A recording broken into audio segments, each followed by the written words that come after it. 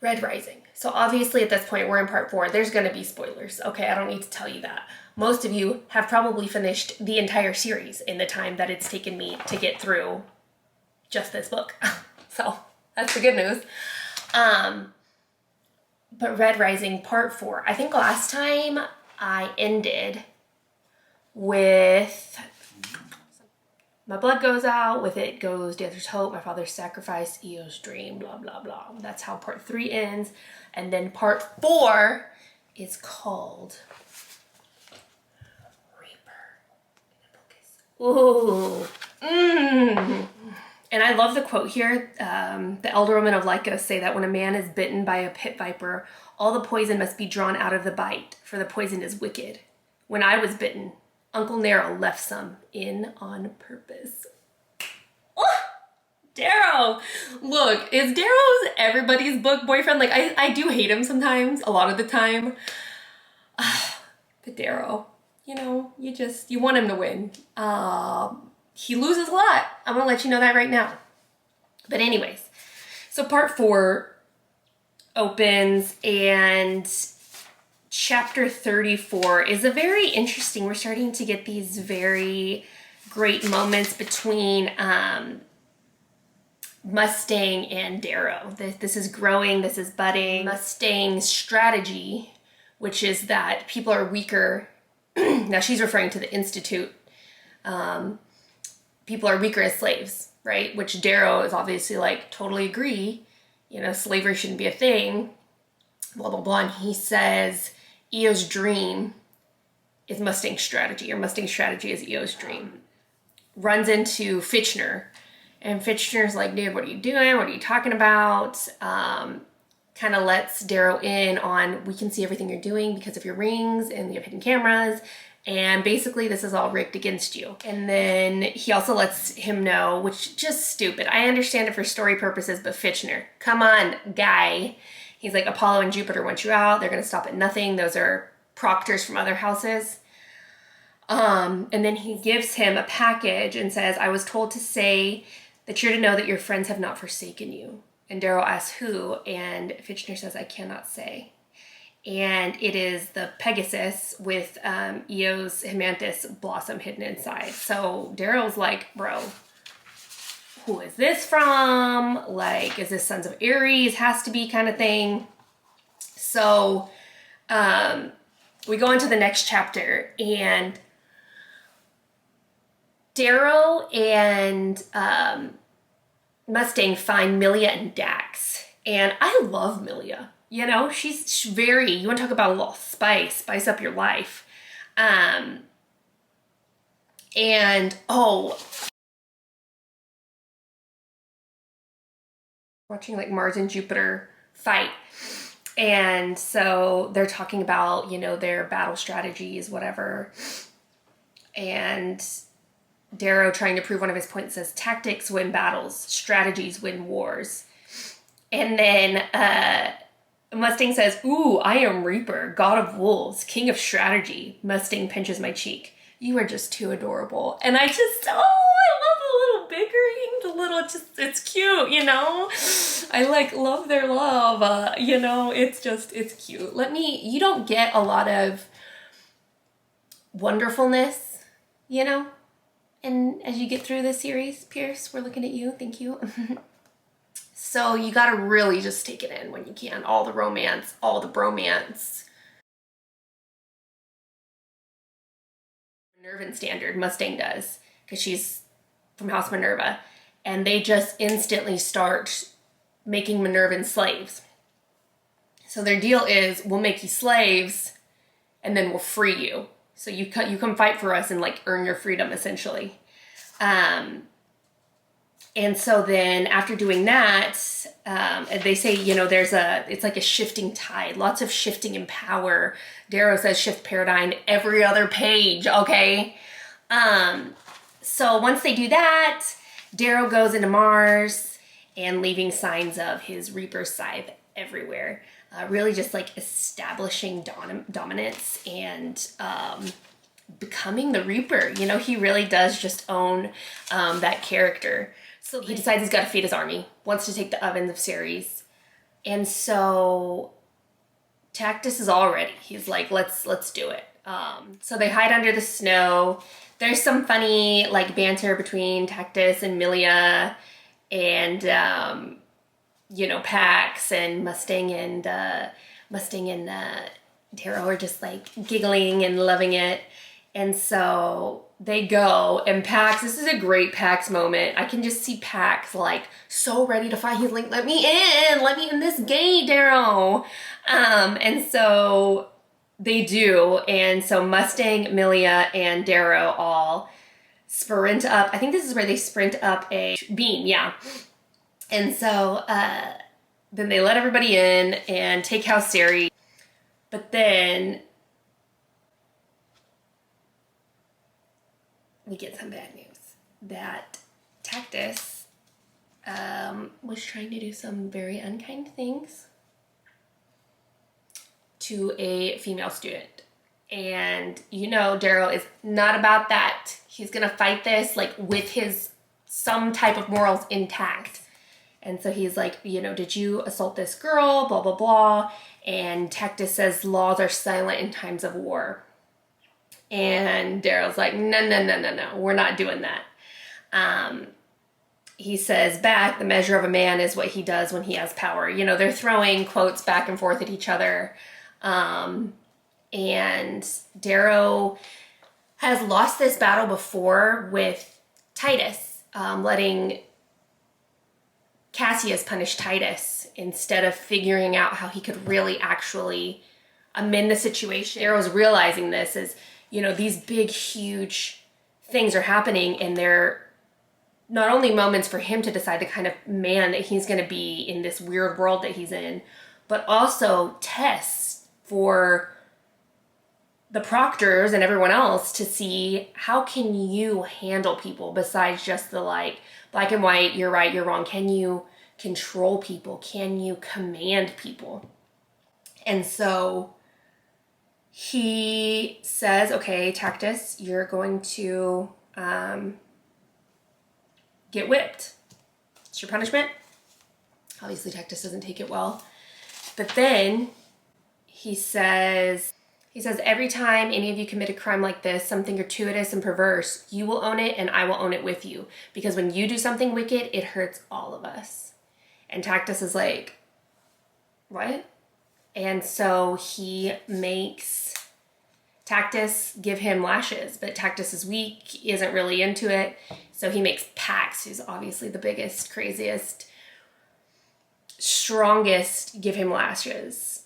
And they all, these Golds, they haven't seen acts like this. They don't have that sense of community aside from the hierarchy that the society has created for them, aside the fact that we're Gold and we're better than everyone else.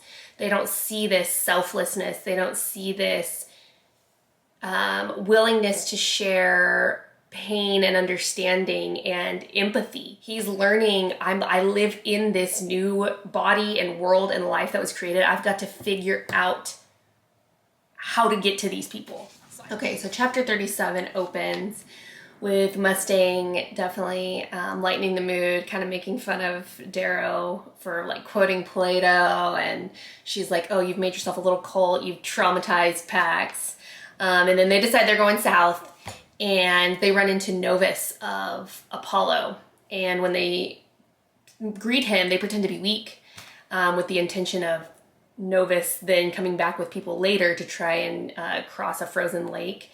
But they've already rigged the lake so that Novus and all his people will fall in.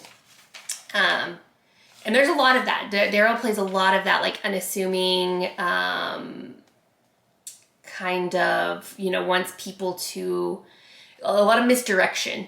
Tactus also, in this chapter, starts to notice that they're being followed by something, and brings it up to Darrow, and Tactus is like, there's something that you don't know. And I think a lot of people are catching on, like, there's something that you don't know, or that you're not telling us that you know, and we want to know. So Darrow says, hey, if you take down Apollo, Tactus, I will let you know what is up. So they keep going down, and Pluto seems to be, which is the Jackal's house, seems to be completely uninterested in them. Apollo's controlling a lot of this area. Then they realize later that all of their horses were let go and their pots are broken, and Darrow knows it's the Proctors trying to tell him to turn back. He knows the Proctors don't want him on the path that he's on. So later that night, Mustang calls Darrow into the woods, and he follows her, and then he realizes something is amiss. And next thing you know, Apollo is freaking setting a bear on him. Oh, Proctor Apollo, he tries. He's just not as evil as I feel like he wants to be, like a little scared cat. Just never executing. That's how I feel about Apollo. So Darrow's like, great, now this is like the biggest thing I've ever seen. It's like an engineered bear. Kind of, it makes me think of, what's that movie? Oh my gosh, what is the movie? Hunger Games, duh. Where they have like the engineered dogs, and things like that. That's how I feel about all their engineered animals, like just intentionally enormous and scary. And so he's running and the bear falls in a trap, and he's like, yay! And then he falls in a trap. And he says, a familiar voice cuts the night. Well, well, well, it sneers from below. Looks like we've got 2 pelts to skin. And it's Severo! Ah, Severo! Love him. So he tells Severo everything. And I love too, Severo, let's see. Mustang says, you and your mad little followers. And Severo says, little. And Mustang's like, oh, I didn't mean to offend. And it says, he grins, I am little. Like, oh, Severo, I love you. Anyways, I'll stop geeking out on Severo. So Severo lets Darrow know that Cassie said the Jackal took Darrow back when he actually tried to kill him. So Severo went out after the Jackal and lost an eyeball, which is gross. So Darrow starts breaking people into units. They're kind of like picking away at Apollo and like raiding their forts and things like that. And when he breaks everybody into units, he splits the slaves up so they're not all in like the same house, previous houses in the same units. And he notices that people start referring to themselves by their unit names and things like that. So this is when Severo tells a really horrifying story about the Jackal taking his men into these tunnels and then collapsing the tunnel in on themselves. And it says, plenty of water, no food. They were there for nearly a month before they dug their way out. Guess what they ate? And then Darrow thinks, if a jackal's caught in a trap, it will chew off its own leg. Who told me that? So there's some sinister stuff going on in Pluto, okay? The Jackal is like not messing around. We met Lilith, who had like bones tied to her teeth. They make another mention of seeing Pluto horses with bones tied to their horses and hair. Like, they're not just, trying to win. They're trying to make a point. Then Darrow notices that the sound around them is muffled and realizes that he's in a jam field. So, of course, it's freaking Proctor Apollo. He's just incessant and he just is annoying. I'm so annoyed with Apollo. Apollo's trying to be like, Darrow's win won't mean anything for the rest of you. And everyone else is like, guy, we don't care. Like, we were already going to be shamed because we like disobeyed the house or whatever, didn't win. And Apollo, I don't know what he thought he was going to accomplish, but he sounds like an idiot.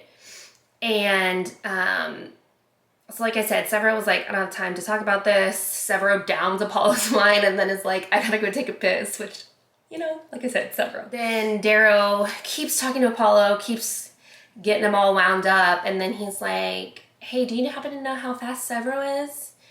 And of course Apollo's like, what's going on? And since no sound can get in or out of a jam field, Apollo realizes what's going on, looks at the other proctors. The other proctors are paying no attention to their houses or students or his students. And during all this time, they knew Apollo would come and taunt them, and Darrow knew after the bear incident that Apollo would come and try to stop him. he freaking set Severo on House Apollo. Oh my gosh, I love it. Apollo goes, he's scrambling. Just scrambling. Idiot. Oh my God, Apollo, what are you doing? And they take off. So he's like, Mustang, get the standard, we're going. And he tells everyone else their Primus is mine. That's Novus. So Pax and Darrow start sprinting. And so freaking Pax just launches Darrow at their Primus, at Novus. And Darrow's getting like spears thrown at him, and they have a pulse spear because Apollo's a cheater. And Darrow's just talking shit to Novus the entire time. Like, I'm gonna get you. Freaking gets his knee stuck in his helmet when he tries to attack him. One girl tries to get away with the house standard, but Mustang brings her back. And they've taken House Apollo. And Darrow just goes full, like, villainous monologue. He says, Jupiter, you are next. You are next, you piece of dog shit. Oh my God, Darrow, excuse me, pardon me. Darrow said it, not me. Wow. Well, a little spicy, okay. And then he's thrown the pulse spear that Apollo tried to cheat with at the Proctors, which can hit the Proctors because they're all of their pulse shields and stuff can only be penetrated by pulse weapons. And then all of his army starts screaming at them and starts throwing their spears, which are harmless, but just as a message of like, we're behind Darrow and now we know what we're up against. I think I'm gonna stop there because I've talked for like 1,000 years. Oh, yeah. Darrow's, challenging the Proctors, all the people watching the Proctors, just this entire institution that the society has in place. So let's talk about favorites. I think Severo shows up at the right time all the time and is so amazing. But I think Pax wins some of my love during these chapters. We really get an insight of like his personality. Probably Pax is my favorite right now. Least favorite, Apollo. Oh my God, Apollo. Any Proctor, pick a Proctor. I hate him. Like, Apollo. Unpopular opinion. I don't know if I have any like controversial thoughts on this part, other than kind of the way that I feel about like this whole book, which is like,